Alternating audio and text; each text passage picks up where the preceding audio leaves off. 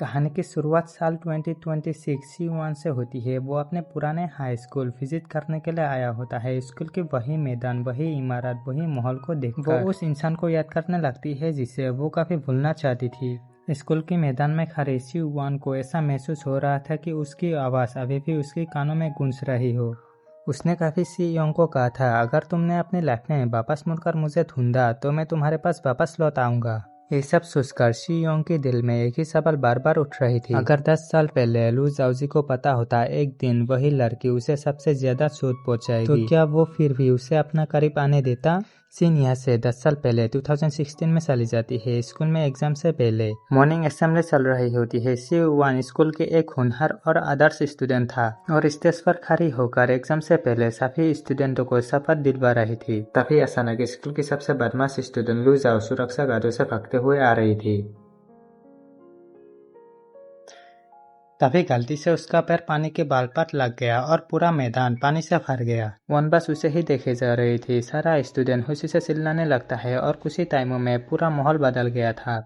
उनके class teacher mister Sao गुस्से में पानी बंद करने के लिए कहता है, लेकिन लू जाओजी को किसी भी बात की परवाह नहीं थी। वो अचानक से आकर शी-योन के हाथ से माइक्रोफोन छीन लेता है और पूरे स्कूल से माफी मांग लेता है। तो टीचर उसे अपने ऑफिस में बुलाता है। अगले सीन में लू जाओजी और उसका दोस्त जियाओ फेंग टीचर ऑफिस में होता है। मिस्टर चाओ लू जाओजी को खूब डांटता है और उसके मोटरसाइकिल की चाबी को जब्त करते हुए कहता है, अगर तुम्हें ये वापस चाहिए तो नेक्स्ट सिटी मार्क एग्जाम में तुम्हें टॉप 1000 में आना होगा, तभी तुम्हें यह वापस मिलेगी। उसी समय वहाँ पर भी अपनी कॉलेज एडमिशन फॉर्म जमा करने के लिए आई थी। टीचर चाहते थे कि वो सिटी के बाहर किसी अच्छी यूनिवर्सिटी के लिए अप्लाई करे, लेकिन वॉन मना कर देता है। इसका कारण था उसकी बुरी दादी, जिन्हें छोड़कर वो कहीं भी नहीं जा सकती है। फिर टीचर उसे चेतावनी देते हुए कहता है, तुम पैसा कमाने के लिए पार्ट टाइम जॉब तो नहीं कर रहे हो ना? ऐसा कभी भी मत करना, क्योंकि ऐसा करने पर तुम्हारी फाइनेंशियल एड खतरे में पड़ सकती है। स्कूल में सभी को लगता था कि शी-वन एक होशियार फैमिली से आता है, लेकिन सच्चाई बहुत दर्दनाक थी। उसके पिता की बचपन में ही डेथ हो चुकी थी। उसकी माँ भी उसे छोड़कर चली गई थी। वो अपनी बीमार दादी के साथ अकेले रहती थी। दादी की इलाज के खर्च पूरे करने के लिए वो चोरी छुपे पार्ट टाइम काम करती थी। साथ ही वो अपनी बेहतरीन पढ़ाई के कारण बहुत शानदार नोट्स तैयार करती थी और उन्हें एक गुप्त नाम मिस्टर बो के नाम से बेचती थी। स्कूल के बाद वो ट्यूशन के लिए इंटरव्यू देने के लिए आ जाती है। वहाँ पर वो अपने पेरेंट्स के बारे में झूठ बोलते हुए कहता है कि उसकी एक हैप्पी फैमिली है। वो नहीं चाहती है कि उसका पेरेंट्स ज्यादा काम करे, जिसके लिए वो खुद काम करती है। ट्यूशन खत्म होने के बाद वन अपनी साइकिल से घर की तरफ जा रही थी। रास्ते में लू अपने दोस्त फेंग के साथ फोटो क्लिक कर रहा था। तभी वन उसे साइकिल से टकरा जाता है। लू उसे कहता है, तुम्हें दिखाई नहीं देता है क्या? वन उसे कहता है, गलती तुम्हारा है, तुम रास्ते के बीच क्यों खड़े हुए हो? ये कहकर वो वहां से चली जाती है। उसके जाने के बाद जियाओ फेंग लू सियाओ को कहता है, ये हमारे क्लास में है ना, लेकिन ऐसा कपड़े क्यों पहना हुआ है? लग ही नहीं रहा है कि हम एक ही क्लास में पढ़ते हैं। उन रास्ते में ही कपड़े चेंज करके घर पहुंचती है, क्योंकि वो नहीं चाहता कि उसकी दादी को उसके पार्ट टाइम जॉब के बारे में पता चले। और आज उसकी दादी की जन्मदिन था। वो अपनी दादी के लिए एक केक लेकर आया था और उसके साथ उसकी बचपन की दोस्त जियांग यांग भी था और ये तीनों मिलकर बर्थडे सेलिब्रेट करता है। तभी उनके पास पार्ट टाइम जॉब से मैसेज आता है। दादी के पूछने पर वन झूठ बोल देता है और कहता है कि स्कूल से मैसेज आया है। दादी उसे पूछती है, तुम अपनी टाइम किसी फालतू चीजों में तो खर्च नहीं कर रहे हो? वन उसे मना कर देता है और चलो आप जल्दी से उस मांगो, नहीं तो मैं ही मांग लेता हूँ। वो उस करती है कि उसकी मजबूरियाँ और झूठ कभी भी सामने ना आए। और इस तरफ लू सियाओ को अपनी मोटरसाइकिल की चाबी वापस चाहिए थी, लेकिन वो पढ़ने में बहुत कमजोर और खराब था। तभी एक बंदा उसके लिए बाइक लेकर आया था। उसकी डैड ने उसे गिफ्ट की थी, क्योंकि इस बार मैथ्स में उसका मार्क्स बहुत अच्छा आया था।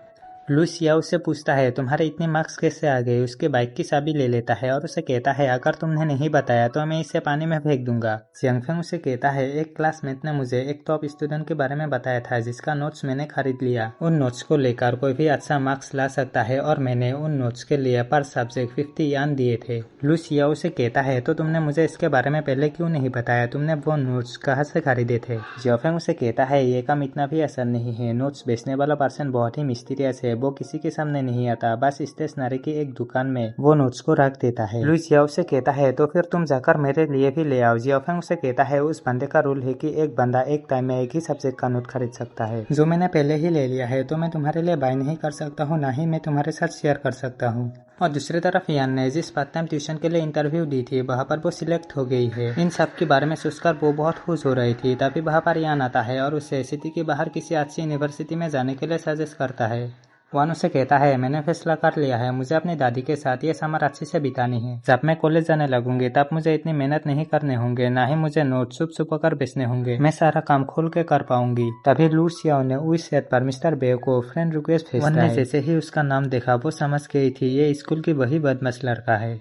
वो उसकी रिक्वेस्ट को रिजेक्ट कर देता है और कहता है कि मैं तुम्हें नोट्स नहीं बेचूंगी। लू सियाओ हार नहीं मानता, वो अपनी दो जियाओ फेंग को लेकर वही स्टेशनरी शॉप पर आता है जहाँ पर चुपके से नोट्स सेल किया जाता है। जियाओ फेंग वहाँ पर उसके बारे में पूछता है तो उसे मना कर देता है, यहाँ पर ऐसा कुछ भी नहीं है, और उन दोनों को वहाँ से बाहर निकल देता है। जियांग उसे कहता है मैंने यहीं से बाय किए थे वो बुक्स, मैं अभी हुई सेट पर मिस्टर बो से पूछता हूँ। वो देखता है तो उसे भी हुई सेट से रिमूव कर दिया गया था। जब लू से देखता है तो वो उसकी प्रोफाइल फोटो के ऊपर नोटिस करता है और कहता है मैंने इस ट्री को कहीं पर देखा है। इसके बाद वो दोनों अगले सीन में उससे ट्री के पास होता है। जियांग उसे पूछता है तुम्हें कैसे पता कि यह वही ट्री है। लू से कहता है दिन की टाइम पर यहाँ पर कोई नहीं आता और ये फोटो भी रात को ली गई है, शायद वो यहाँ आसपास ही कहीं पर रहता है। वो दोनों वहाँ पर वेट करने लगता है। थोड़ी देर बाद जियांग उसे नाटक करते हुए कहता है बहुत देर हो गई है और मुझे कुछ अच्छे से दिखाई भी नहीं दे रहा है। तभी लू से कहता है तो तुम यहीं पर वेट करो, मैं आसपास देख कर आता हूँ, और एक कहकर वो वहाँ से चला जाता है। जैसे ही वो थोड़ा बहुत ढूंढता है उसे स्कूल के पुराने स्टोर रूम में वॉन मिलता है जो स्टडी करते हुए वहीं पर सो गया था। उसके हाथ में रखे नोट्स बुक को देखकर लू साउसी तुरंत समझ गया था कि यही मिस्टर बो है।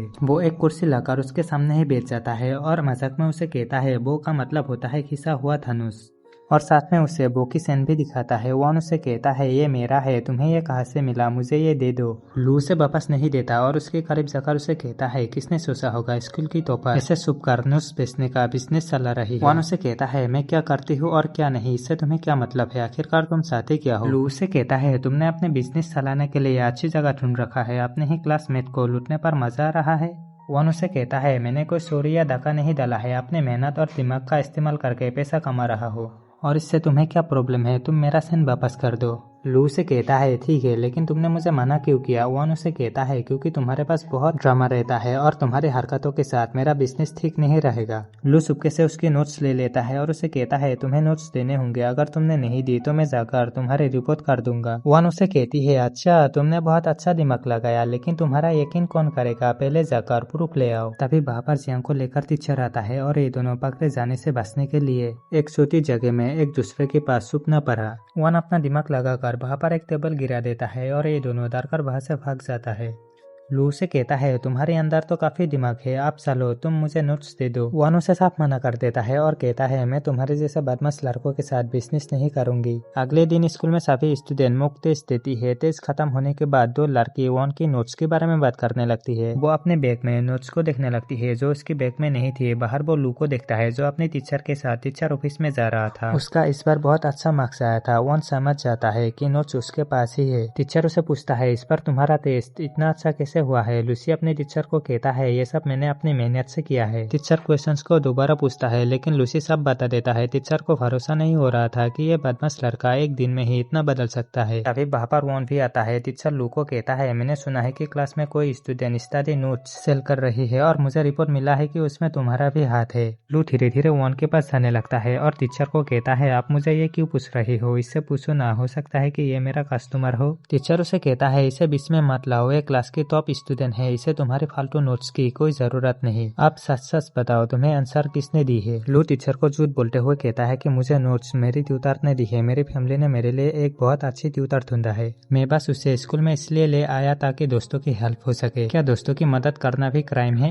वन भी वहाँ पर सब कुछ सुन रही थी। लू जाओजी ने उसकी नोट्स के बारे में कुछ नहीं बताया। वन वहाँ से बाहर चली आती है। लू अपने टीचर को बाइक की चाबी के बारे में पूछता है और वो भी बाहर चला आता है। उसे अपने पीछे पीछे आता हुआ देखकर वन उसे कहता है अगर तुम मुझे डराने की कोशिश कर रहे हो तो ट्राई करके देख लो, देखते हैं टीचर तुम्हारी बात सुनती है या मेरी। लू सियाओसी से कहता है कि तुम दिमाग से बहुत तेज हो। वांग उसे जवाब में कहता है जैसा कि तुम बहुत शरीफ हो, तुम्हारी वजह से मेरा बिजनेस बर्बाद हो गया। लू से कहता है ये तुम्हारी मर्जी थी, तुम ही ने मुझे मना किया था। वान उसे कहता है तुम तो एक चलती फिरती मुसीबत हो। उसकी जवाब में लू से कहता है अब तुम्हारे पास एक ही ऑप्शन है, बताओ तुम मुझे नोट्स बेचोगे या नहीं। आखिरकार वान ने मजबूरी में एक बार नोट्स बेचने के लिए हामी भर देता है, लेकिन दुगनी प्राइस में। लू से कहता है तुम मुझे बहुत बुरी तरह से लूट रहे हो, लेकिन मुझे ये कल तक चाहिए। वांग की ये सब परेशानियां खत्म नहीं हो रही थी तभी उसे रास्ते में लुओ हे और उसका साथी सू फेंग मिलती है। उसके पिता ने अपने पीछे बहुत बड़ा कार चोर कर गए थे और ये दोनों बार बार उसी पैसों को मांगने के लिए आते थे और वो दोनों उसे धमकी देते हुए कहता है कि अगर उसने उनके पैसा जल्दी नहीं लौटाया तो वो जाकर उसकी दादी को उसका सारा सच्चाई बता देगी कि वो नोट सेल करती है और वो अपनी दादी को भी झूठ बोलती है। तब तो उसकी दादी की दिल ही टूट जाएगी। सी वन जानती थी कि उसकी इतनी बड़ी सच्चाई जानकर उसकी दादी की तबीयत खराब हो सकती है और ये सब सोचकर वो डर जाती है और उन दोनों को वादा करते हुए कहता है कि वो जल्द ही पैसों का इंतजाम कर लेगी और उन्हें वापस कर देगी। वो उसे कहता है तुम स्मार्ट हो लेकिन स्मार्ट होने से गरीबी से बाहर नहीं निकला जाता।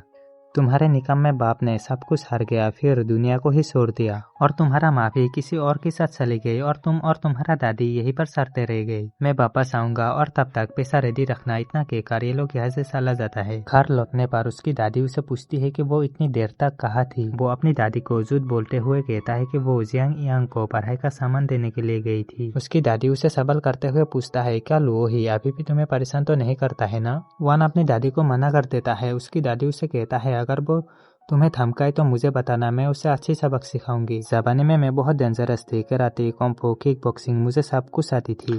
वन अपनी दादी को कहती है ठीक है मैं बता दूंगी और एक कहकर वो अपने रूम में चली जाती है लेकिन अंदर ही अंदर वो बहुत दुखी थी। और इस तरफ सी वन के नोट्स मिलने के बाद लू शाओसी ने पहली बार बहुत गंभीरता से पढ़ाई शुरू कर दी। उसने दिन रात मेहनत की और आखिरकार शहर के मॉक एग्जाम में उसने टॉप 1000 स्टूडेंट में अपना जगह बनाया। मिस्टर शियाओ ने अपना वादा निभाया और उसे मोटरसाइकिल की चाबी दे दी। ये सब पता चलने के बाद वन उसके पास आता है और उसे अपना नेकलेस मांगता है और वो भी उसे उसका नेकलेस दे देता है। इसी दौरान सी वन अपनी दादी को अस्पताल ले गई। वहाँ पर टेस्ट के बाद डॉक्टर उन्हें बताता है कि उनकी ब्लड शुगर बहुत ज्यादा बढ़ चुकी है। अगर जल्द ही ट्रीटमेंट नहीं हुआ तो हालत और भी खराब हो सकती है। लेकिन दादी वहाँ पर कहती है मुझे कुछ भी नहीं हुआ है, मैं ठीक हूँ। यहाँ पर पैसा वेस्ट करने की जरूरत नहीं, कुछ दिन रेस्ट करूंगी तो मैं फिर से ठीक हो जाऊंगी। डॉक्टर जानबूझकर बहाना बनाते हुए दादी को बाहर भेज देता है और वन से बात करता है। वन वहाँ पर पूछती है क्या इसके लिए कोई अच्छी मेडिसिन नहीं है। डॉक्टर उससे कहता है मेडिसिन तो है लेकिन वो बहुत महंगा है। लेकिन प्रॉब्लम यह है कि इंश्योरेंस उसे कवर नहीं करता। एक बॉक्स की कीमत है 1500 यान, महीने में 2 बॉक्स चाहिए तो दोनों को मिलाकर कीमत हुआ 3000 यान। तो क्या तुम इसे कवर कर पाओगे। वन एक सेकंड भी बिना सोचे समझे हामी भर देता है और कहता है कि मेरे पास पैसा है, लेकिन असल में उसके पास पैसा नहीं होती। वो बाहर आकर अपने मॉम को कॉल करने के बारे में सोच रही थी तभी उसे वो पल याद आता है जब उसकी माँ उसे छोड़कर जा रही थी। वो अपने मॉम को रो रो कर पूछ रही थी मैंने क्या गलती की है, डैड और आप दोनों मुझसे प्यार नहीं करते हो। प्रेजेंट में वो अपनी दादी के बारे में सोचकर अपनी माँ को कॉल करती है क्योंकि उसके पास और कोई रास्ता नहीं था, लेकिन उसकी माँ उसकी कॉल को पिक नहीं करता। नेक्स्ट सीन में वन जिस स्टूडेंट को ट्यूशन पढ़ाने वाली होती है उसकी माँ को उसकी सच्चाई पता चल जाती है कि वन एक हाई स्कूल स्टूडेंट है। वो उसे कहता है मैं समझ सकती हूँ कि तुम्हारी मजबूरी है लेकिन इस तरह से झूठ बोलना तुम्हारे लिए ठीक नहीं होगा। तुम्हें अपनी पढ़ाई पर ध्यान देना चाहिए और उसे जॉब से निकाल देता है। वन भी चुपचाप वहाँ से चली जाती है। घर जाते समय वो अपने मॉम को लू शियाओ के साथ देखता है। वो उसे देखकर हैरान हो जाती है और वहीं पर सूख जाती है। उसकी माँ लू शियाओ को कहती है तुम्हें जो कुछ भी चाहिए मुझे बताओ, मैं सब हैंडल कर लूंगी, बस तुम अपने डैड के ऊपर गुस्सा मत करना।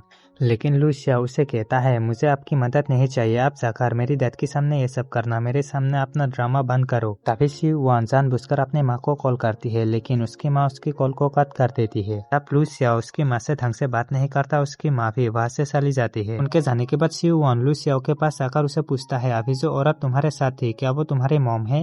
लू शियाओ गुस्से में उसे मना कर देता है और वहाँ से जाने लगता है। सी वन उसके सामने आकर उसे रोक देता है और उसे कहता है क्या तुम एब्रोड जा रहे हो। की बातें सुनकर लू शियाओ शौक रह जाता है और उसे पूछता है तुम्हें ये किसने बताया। सी वन इस बारे में कुछ नहीं बताती और कहती है कि मंडे मुझे वही स्कूल के पुराने स्टोर में मिलना, मुझे तुमसे कुछ जरूरी बात करनी है। लू शियाओ बिना कुछ कहे वहाँ से चला जाता है। उसके जाने के बाद वन मन ही मन कहती है सॉरी लू, मुझे तुम्हें इन सब में शामिल करने का कोई इरादा नहीं था।